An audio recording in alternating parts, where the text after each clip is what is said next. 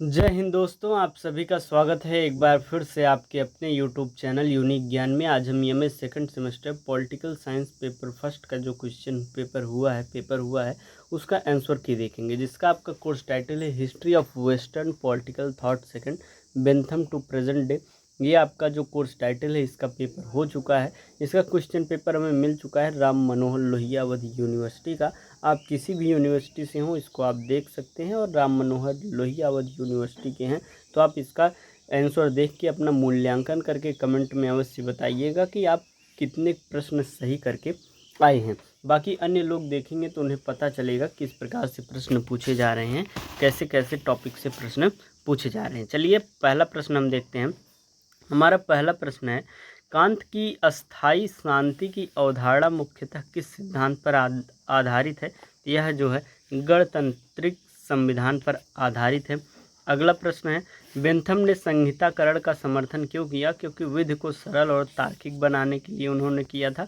तीसरा प्रश्न है, आधुनिक राजनीतिक चिंतन पर सबसे अधिक किस आंदोलन का प्रभाव पड़ा? धर्म सुधार आंदोलन, पुनर्जागरण, प्रबोधन, सभी का जो है इस पर प्रभाव पड़ा। चौथा प्रश्न है, ऑस्टिन के अनुसार संप्रभु कैसा होता है? असीमित और अविभाज्य होता है।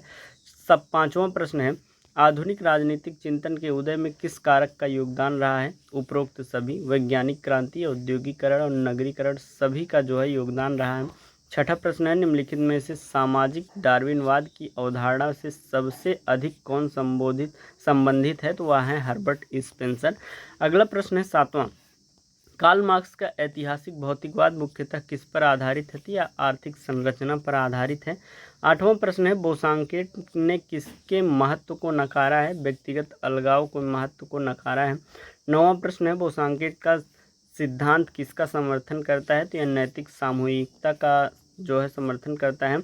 10वां प्रश्न है, ग्रीन की स्वतंत्रता किससे संबंधित है? यह आत्म साक्षात्कार से संबंधित है। 11वां प्रश्न है, आधुनिक राजनीतिक चिंतन किस व्यवस्था का समर्थन करता है? तो लोकतांत्रिक व्यवस्था का समर्थन करता है। 12वां प्रश्न, हेगेल के अनुसार राज्य किससे श्रेष्ठ है? परिवार और नागरिक समाज दोनों से राज्य जो है श्रेष्ठ है। अगला प्रश्न 13 नंबर, लॉस्की की संप्रभुता की आलोचना किस अवधारणा से सबसे अधिक जुड़ी हुई है? तो यह बहुलवाद अवधारणा से सबसे अधिक जुड़ी हुई है। 14वां प्रश्न है, मार्क्स का आधार और अधिरचना मॉडल क्या स्पष्ट करता है? यह आर्थिक नियतत्ववाद जो है स्पष्ट करता है। 15वां प्रश्न है, लेनिन के अनुसार सर्वहारा की तानाशाही क्या है? यह संक्रमणकालीन अवस्था है। 16वां प्रश्न है, आधुनिक राजनीतिक चिंतन की प्रकृति कैसी है? इसकी प्रकृति जो है गतिशील है।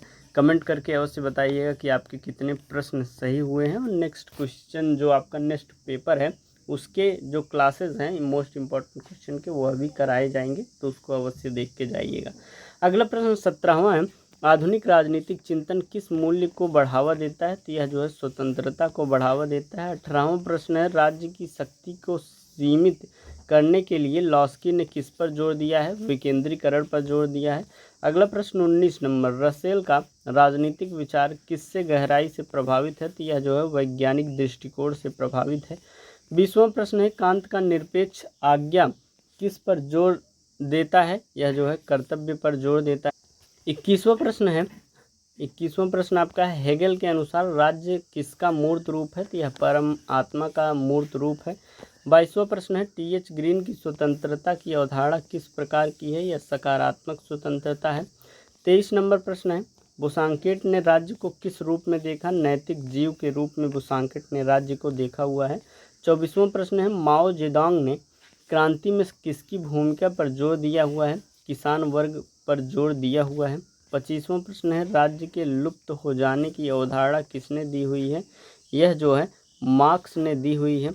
अगला प्रश्न 26 नंबर, लेनिन ने मार्क्सवाद में संशोधन करते हुए किस पर बल दिया हुआ है? अग्रणी दल वैनगार्ड पार्टी पर जो है बल दिया हुआ है। 27 नंबर प्रश्न है, सामाजिक अनुबंध की अवधारणा किससे संबंधित है? यह आधुनिक राजनीतिक चिंतन से संबंधित है। 28 नंबर प्रश्न है, जॉन ऑस्टिन किससे संबंधित है? विधि का आदेश सिद्धांत से जॉन ऑस्टिन संबंधित है। 29 नंबर प्रश्न है, आधुनिक राजनीतिक चिंतन मुख्यतः किस ऐतिहासिक काल के बाद उभरा हुआ था? तो यह मध्यकाल के बाद उभरा था। 30 नंबर प्रश्न है, बेंथम ने किस सिद्धांत की आलोचना की हुई थी? प्राकृतिक अधिकार की आलोचना की थी। हेडोनिक कैलकुलस का प्रतिपादन किसने किया था? बेंथम ने किया था। 32 नंबर प्रश्न है, पुष्पिन कविता जितना ही अच्छा है, यह किसने कहा है? यह बेंथम ने कहा हुआ है। अगला प्रश्न है 33 नंबर, बेंथम का दृष्टिकोण कैसा है? मात्रात्मक है। 34 नंबर प्रश्न है, आधुनिक राजनीतिक चिंतन किस पर बल देता है? व्यक्तिगत अधिकार पर बल देता है। 35 नंबर प्रश्न है, मिल ने बेंथम के सिद्धांत में किस पर जोर दिया हुआ है? गुणवत्ता पर जोर दिया हुआ है। 36 नंबर प्रश्न है, आधुनिक राजनीतिक चिंतन की मुख्य विशेषता क्या है? तर्कवाद जो है इसकी मुख्य विशेषता है। 37 नंबर प्रश्न है, बेंथम का दर्शन किस पर आधारित है? तो उपयोगिता पर यह आधारित है। 38 नंबर प्रश्न है, मील का उपयोगितावाद कैसा है? नैतिक उपयोगितावाद है मील का। 39 नंबर प्रश्न है, मील का हानि सिद्धांत क्या दर्शाता है? या दूसरों को हानि से बचाने हेतु स्वतंत्रता सीमित है। 39 नंबर का राइट आंसर हो जाएगा। 40 नंबर प्रश्न है, लॉस्की ने ऑस्टिन की संप्रभुता की अवधारणा को इसलिए अस्वीकार किया क्योंकि वह सामाजिक बहुलता को नकारती थी। 41 नंबर प्रश्न है, कोल का सिद्धांत केंद्रीकरण का विरोध क्यों करता है? क्योंकि यह श्रमिक सहभागिता को कमजोर करता है। अगला प्रश्न 42 नंबर, आधुनिक राजनीतिक चिंतन क्या प्रोत्साहित करता है? आलोचनात्मक सोच को प्रोत्साहित करता है। 43 नंबर प्रश्न है, मार्क्स का विमुखता का सिद्धांत मुख्यतः किससे संबंधित है? यह श्रमिक का अपने उत्पाद से अलगाव से संबंधित है। 44 नंबर प्रश्न, लेनिन के अनुसार साम्राज्यवाद क्या है? पूंजीवाद का अंतिम चरण जो है वह साम्राज्यवाद है। अगला प्रश्न है 45 नंबर, स्पेंसर राज्य के हस्तक्षेप का विरोध क्यों करते हैं? क्योंकि यह प्राकृतिक चयन को कमजोर करता है। 46 नंबर प्रश्न, आधुनिक राजनीतिक चिंतन किसे अस्वीकार करता है? निरंकुश राजतंत्र को अस्वीकार करता है। ऑस्टिन का विधिशास्त्र किस नाम से जाना जाता है? विश्लेषणात्मक विधिशास्त्र के नाम से जाना जाता है। 48 नंबर प्रश्न, कांट के अनुसार वस्तु स्वरूप जो है वह क्या है? वह पूरी तरह अज्ञेय है। 49 नंबर प्रश्न, अधिकतम लोगों के अधिकतम सुख का सिद्धांत किससे संबंधित है? यह बेंथम से संबंधित है। 50 नंबर प्रश्न है, असंतुष्ट सुकरात होना संतुष्ट मूर्ख होने से बेहतर है, यह किसने कहा था? J.S. मिल ने कहा हुआ था। 51 नंबर प्रश्न है, आधुनिक राजनीतिक चिंतन की विशेषता क्या है? तर्कपूर्ण जांच जो है आधुनिक राजनीतिक चिंतन की विशेषता है। 52 नंबर प्रश्न है, ग्रीन के राज्य सिद्धांत में किस पर जोर दिया गया है? नैतिक विकास पर जोर दिया गया है। 53 नंबर प्रश्न है, हेगेल ने युद्ध को किस रूप में देखा हुआ था? नैतिक आवश्यकता के रूप में देखा हुआ था। कांट का राजनीतिक दर्शन किससे संबंधित है? या आदर्शवाद से संबंधित है। 55 नंबर प्रश्न है, बर्ट्रैंड रसेल का राजनीतिक दर्शन किस पर जोर देता है? व्यक्तिगत स्वतंत्रता और तर्कशीलता पर जोर देता है। G.D.H. कोल किस विचारधारा के लिए प्रसिद्ध है? तो यह गिल्ड समाजवाद के लिए प्रसिद्ध है। 57 नंबर प्रश्न है, आधुनिक राजनीतिक चिंतन किसका समर्थन करता है? तो यह संवैधानिकता का समर्थन करता है। 58 नंबर प्रश्न, कोल के अनुसार औद्योगिक लोकतंत्र किस पर आधारित होना चाहिए? यह श्रमिकों का उद्योगों पर नियंत्रण पर आधारित होना चाहिए।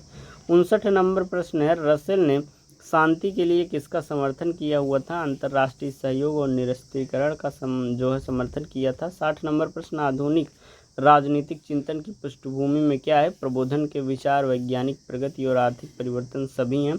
अगला प्रश्न है 61 नंबर, आधुनिक राजनीतिक चिंतन किस पर ध्यान केंद्रित करता है? तो यह व्यक्तिगत और सामूहिक अधिकार पर ध्यान केंद्रित करता है। 62 नंबर प्रश्न है, 61 नंबर प्रश्न हमने देखा। 62 नंबर प्रश्न है, आधुनिक राजनीतिक चिंतन किसके पृथक्करण का समर्थन करता है? धर्म और राज्य का।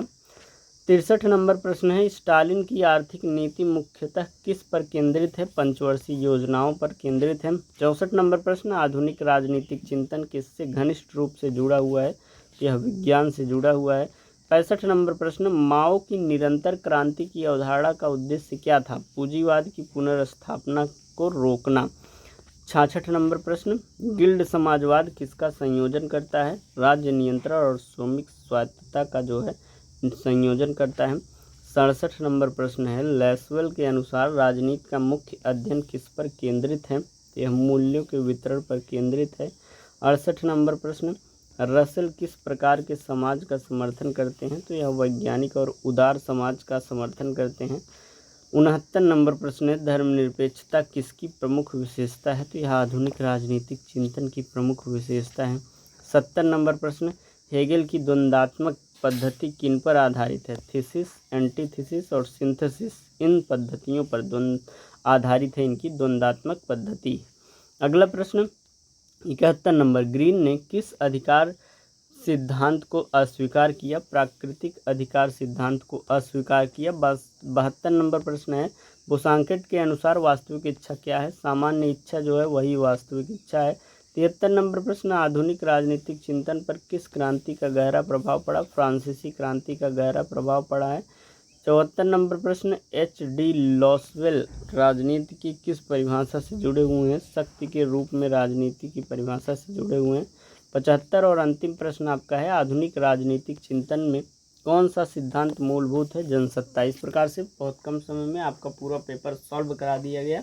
कोई भी डाउट हो तो आप कमेंट करके पूछ लीजिएगा। बाकी यह जो आपको PDF नोट्स है इसका सॉल्यूशन का, ये आपको टेलीग्राम चैनल पर भेज दिया जाएगा, वहाँ से चेक कर लीजिएगा और अपना जो मूल्यांकन करिएगा, कितने अंक प्राप्त हुए, कितने सही आपने किए हुए हैं, कमेंट में अवश्य बताइएगा। बने रहिए चैनल पर, मिलते हैं नेक्स्ट वीडियो में। धन्यवाद।